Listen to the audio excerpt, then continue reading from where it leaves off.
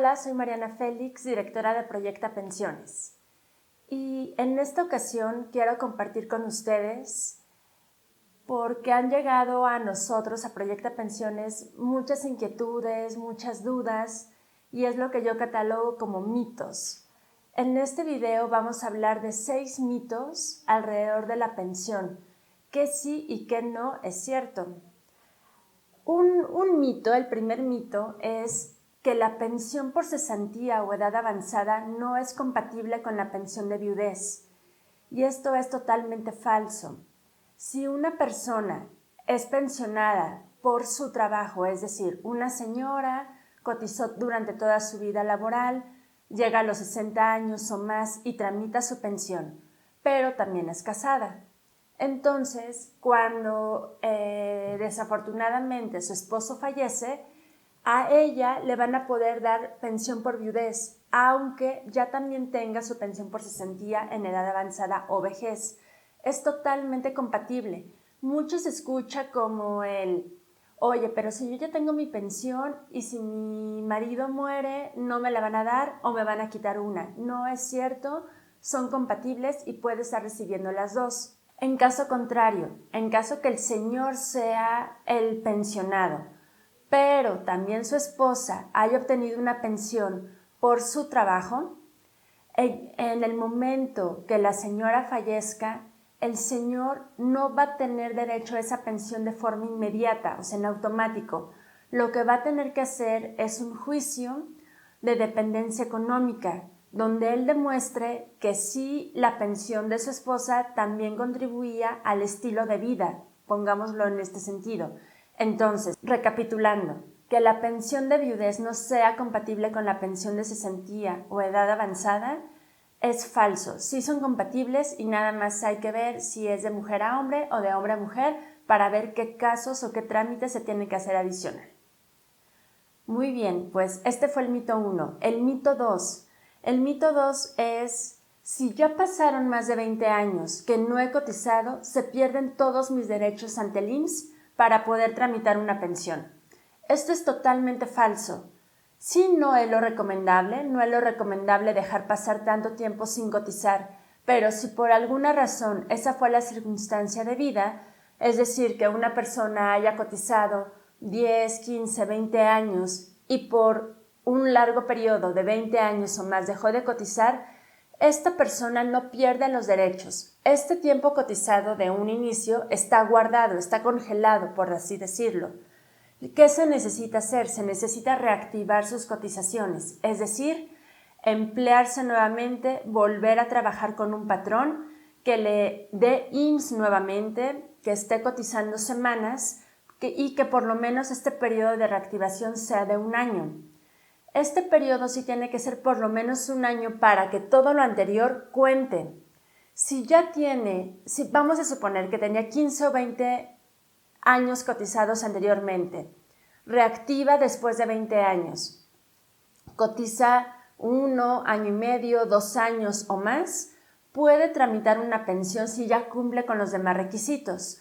Aquí recordamos los requisitos: 500 semanas cotizadas por lo mínimo, 60 años de edad o más y estar vigente o en conservación de derechos. Al momento de reactivarse, esta persona vuelve a estar vigente y sin ningún problema puede pensionarse.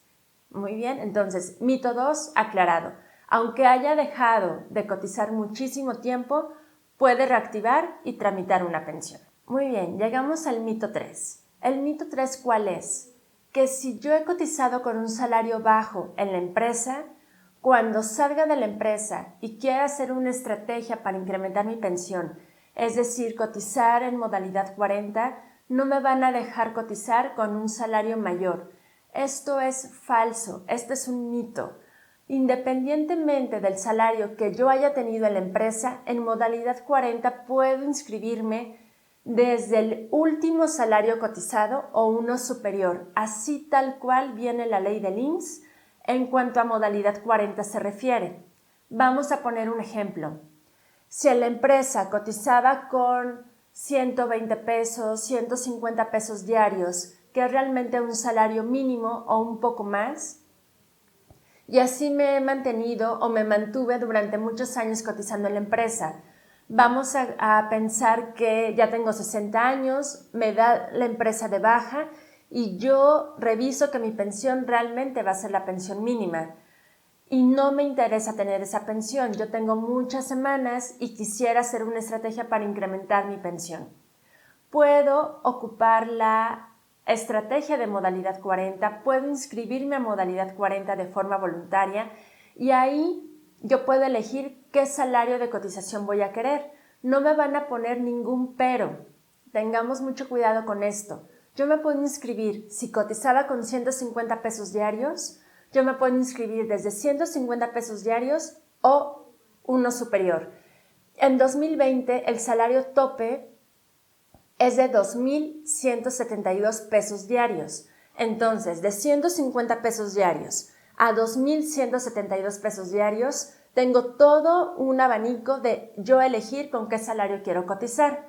Evidentemente que de este salario con el que yo cotizo en modalidad 40 va a depender cuánto tengo que estar pagando mes con mes. Vamos a poner un ejemplo. Si yo decido cotizar con 1,000 pesos diarios, la aportación aproximada a modalidad 40 mensual sería de 3,000 pesos. Pero esto va a ayudar a que mi pensión crezca. Entonces, mito 3, ya lo aclaramos, no es cierto. Aunque yo tenga un salario bajo en la empresa, me puedo dar de alta en modalidad 40 con un mejor salario. Muy bien, pues vamos a pasar al mito 4. El mito 4 es que si yo salgo de la empresa a edad 60 y no tramito mi pensión y me espero a edad 65 para que el IMSS me dé el 100%, esto va a ser cierto. Eso es totalmente un mito. Eso no es cierto. ¿Cómo calcula la pensión el IMSS? El IMSS va a calcular la pensión de la siguiente manera. Va a tomar en cuenta las semanas, el salario promedio de los últimos 5 años y la edad a la fecha de baja o la edad a la última cotización. Así se debe de entender. Si yo me di de baja cuando tenía 60 años, pero porque escuché a mi vecino, a mi primo, a mi cuñada, a mi amiga, a quien sea, que me dijo, no te pensiones ahorita, porque ahorita a edad 60 te dan el 75% de pensión. Mejor espérate y en 5 años te pensionas y ya te pensionas con el 100%. ¿Qué creen? Eso es totalmente falso. Si esta persona le hiciera caso a su amiga, cuñada, primo, vecino, lo que va a pasar es que se dio de baja edad 60, dejó pasar 5 años, pensemos que cumple con los requisitos y que no puso en riesgo su pensión, eso ya luego lo tratamos en otro video, pero pensemos que ya no puso en riesgo su pensión. Llega a edad 65 y ¿qué creen? El IMSS le va a decir, muy bien que llegaste conmigo ahorita, pero en vez de tú ganar, me hiciste a mí ganar como instituto. ¿Por qué? Porque tú esperaste 5 años para tramitar tu pensión y aún así, aunque ahorita tú tengas edad 65, la pensión te la voy a calcular a edad 60, a la edad que tenías cuando fue tu última baja del IMSS. Y entonces, no solamente ya perdió 5 años de pensión, sino que la pensión va a quedar también al 75%, ¿ok? Recordemos, si por alguna razón externa a nosotros, es decir, alguna corrección que tengamos que hacer, alguna aclaración al IMSS, digamos que no es por nosotros propiamente, dejamos pasar tiempo para iniciar el trámite de pensión, el IMSS solo va a pagar de forma retroactiva máximo 1 año. Entonces, regresando a este ejemplo de una persona de edad 60 que no tramita la pensión por esperar una pensión al 100% según esto, a edad 65, perdió 5 años de pensión, se la van a calcular al 75% y el IMSS solamente le va a pagar 1 año. De los 5 años, solamente va a recuperar 1 año. Entonces, mito 4 también ya resuelto.